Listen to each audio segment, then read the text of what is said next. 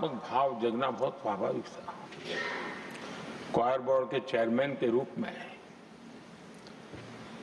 Historically highest profit वाली institution में convert करना,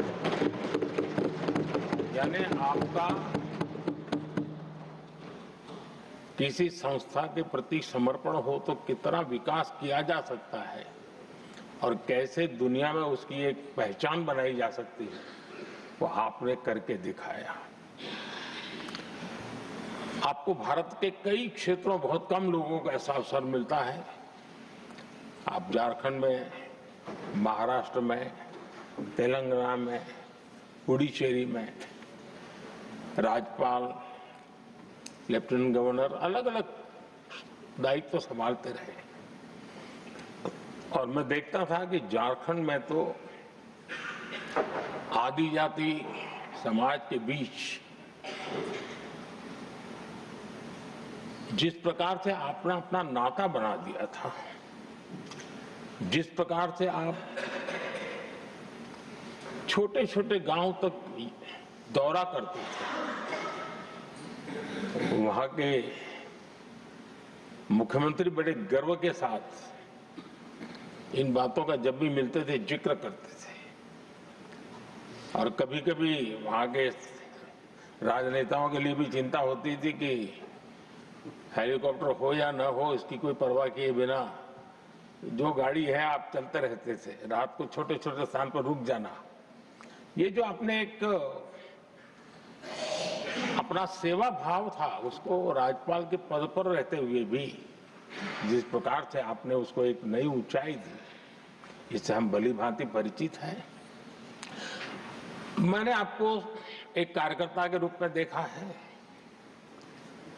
एक सहयोगी के रूप में हम साथ काम किए हैं, सांसद के रूप में देखा है, अलग अलग पदों पर देखते हुए आज यहां पर पहुंचे। लेकिन मैंने एक बात महसूस की है कि आमतौर पर सार्वजनिक जीवन में पद पर पहुंचने के बाद कभी लोग पद का भार अनुभव करते हैं और कभी कभी प्रोटोकॉल में दब जाते हैं। लेकिन मैंने देखा है कि आपको और प्रोटोकॉल का कोई नाता ही नहीं रहा है, आप प्रोटोकॉल के परे रहे। और मैं समझता हूं सार्वजनिक जीवन में प्रोटोकॉल से मुक्त जीवन की एक ताकत होती है और वो ताकत हम हमेशा आप में अनुभव करते रहे हैं और ये हमारे लिए गर्व का विषय है। आदरणीय सभापति जी, आपके व्यक्तित्व में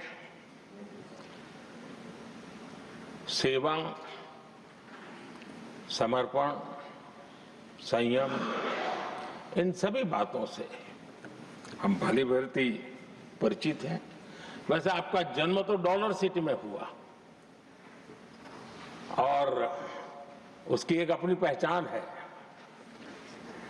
लेकिन उसके बावजूद भी आपने अपनी सेवा का क्षेत्र अंत्योदय को चुना। आपने हमेशा एक डॉलर सिटी के भी उस तबके की चिंता की जो दबे, कुचले और कुछ वंचित परिवार थे, उनकी चिंता की। आदरणीय सभापति जी, मैं उन दो घटनाओं का जरूर जिक्र करना चाहता हूं जिसको कभी मैंने आपसे, आपके परिवारजनों से भी सुना है और जिसने आपके जीवन पर बड़ा प्रभाव पैदा किया है। बाल्यकाल में अविनाशी मंदिर के तालाब में आपका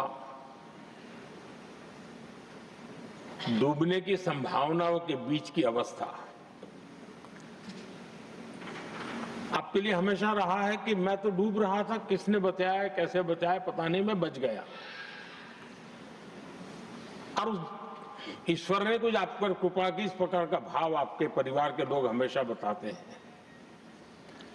और दूसरा जो हम सब बहुत बारीकी से जानते हैं, जब कोयम्बतूर में लाल कृष्ण आडवाणी जी का यात्रा होने वाली थी, उसके कुछ समय पहले एक भयानक बम ब्लास्ट हुआ शायद 60-70 लोग मारे गए। भयंकर बम ब्लास्ट था और उस समय आप बाल बाल बच गए थे।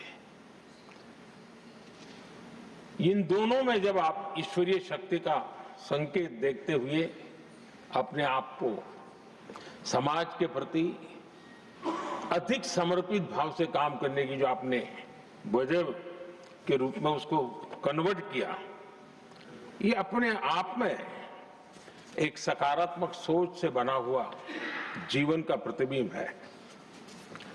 आदरणीय सभापति जी, जो एक बात मैं जानता नहीं था लेकिन अभी मुझे पता चला, आप शायद अभी उपराष्ट्रपति बनने के बाद काशी गए थे और आपका काशी का दौरा था, तो एक सांसद के नाते स्वाभाविक रूप से मेरा मन वहां सब कुछ ठीक ठाक हो ही रहता है। लेकिन आपने वहां एक बात बताई जो मैंने सुनी, मुझे मेरे लिए नई बात थी।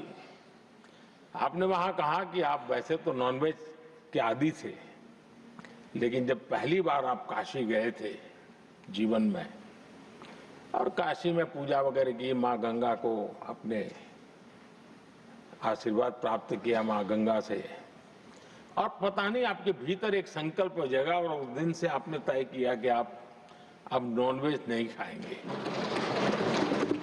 अब ये कोई न कोई सात्विक भाव, कोई नॉनवेज खाने वाले बुरे हैं ऐसा मैं नहीं कह रहा हूं, लेकिन आपके मन में काशी की धरती पर विचार आया, तो एक सांसद के नाते मेरे लिए भी एक स्मरण रखने वाली एक घटना के रूप में मैं उसको हमेशा याद रखूंगा। भीतर कोई न कोई आध्यात्मिक भाव जो इस प्रकार की दिशा में ले जाने की प्रेरणा देता है। आदरणीय सभापति जी, छात्र जीवन से आपकी नेतृत्व सामर्थ्य रहा है। आज राष्ट्रीय नेतृत्व की दिशा में आप हम सब का मार्गदर्शन करने के लिए यहाँ विराजमान है, यह हम सब के लिए गर्व का विषय है। आदरणीय सभापति जी, आप लोकतंत्र के रक्षक के रूप में अपनी जवानी में, युवा अवस्था में, जब किसी को भी सरल मार्ग से जाने का मन कर जाता है, आपने वो रास्ता नहीं चुना, आपने संघर्ष का रास्ता चुना। लोकतंत्र पर आए हुए संकट के सामने मुकाबला करने का रास्ता चुना और आपने आपातकाल में एक लोकतंत्र के सिपाही की तरह जिस प्रकार से लड़ाई लड़ी, साधनों की सीमाएं थी, मर्यादाएं थी, लेकिन जज्बा कुछ और ही था। और वह उस क्षेत्र के सभी, उस सब पीढ़ी के नौजवान आज भी इमरजेंसी के खिलाफ की आपकी जो लड़ाई थी, लोकतंत्र के लिए आपका संघर्ष था, उसमें आपने जन जागृति के जो विविध कार्यक्रमों को अपनाया था, लोगों को जिस प्रकार से आप प्रेरित करते थे, वे हमेशा हमेशा के लिए लोकतंत्र प्रेमियों के लिए एक प्रेरणा देने वाली घटना रही। आप एक अच्छे संगठक रहे हैं, मैं भली भांति जानता हूं। आपने संगठन में जो भी दायित्व संभालने का अवसर आया, आपने उस जिम्मेवारी को चार चांद लगा दिए, अपने परिश्रम से लगा दिए।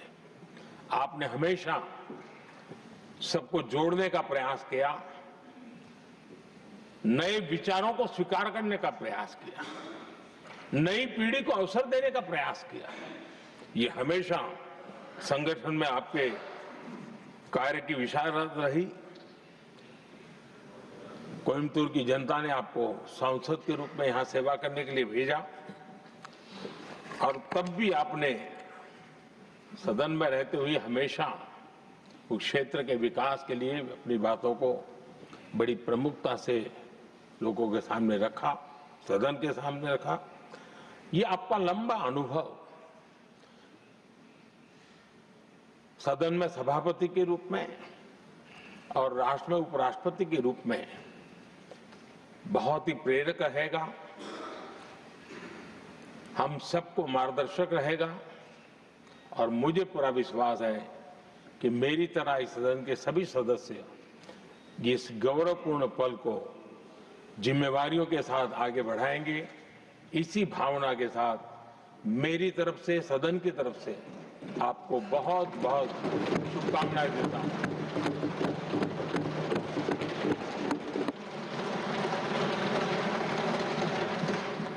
Honorable Deputy Chairman. आदरणीय सभापति जी, वड़क्कम, अभिवादन। यह सुखद संयोग है कि लगभग 7.5 दशकों बाद डॉक्टर